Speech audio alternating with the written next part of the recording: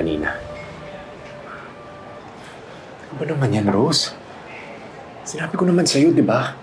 Sinabi ko sa'yo bakit kapilita kami mag-overnight doon. Ngayon, alam ko galit ka sa akin. Pero maniwala ka naman, ginawa ko ang lahat para makonta ka. Talaga? Ginawa mo lahat? Dati ako nagtatrabaho sa talyer, di ba? Ngayon, kung may paraan lang para magawa yung lintik na sasakyan na yan na walang pinapalitan na piyesa, ginawa ko na. Pero hindi nga eh. Hindi ko magawa, hindi na ayos. Kaya wala kaming choice kundi magpaumaga dun. Hindi ba naiintindihan yun? So magkatabi kayo ni Amira na tulog? Wala naman ako sinabing ganun. Nasaan ba galing yan? Ang malay ko! Bakit? Nandun ba ako para makita ko ha? Nandun ba ako?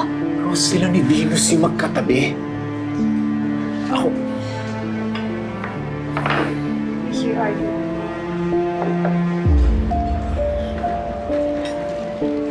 Enjoy po.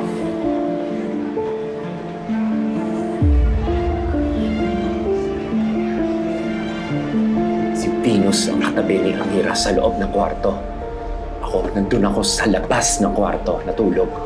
Pwede, wow. Pwede nasa labas ka. Hindi kayo magkatabi. Di kampante ako. Grabe naman. Grabe yung quirk sa pagtatrabaho kay Amira, ha?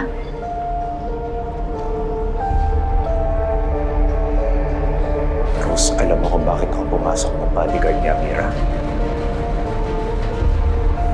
Kaya huwag ka magsalita na para bang ginagawa ko to para lang mapalapit sa kanya.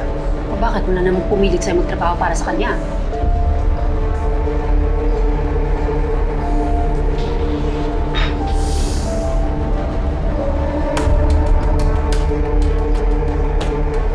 Sige.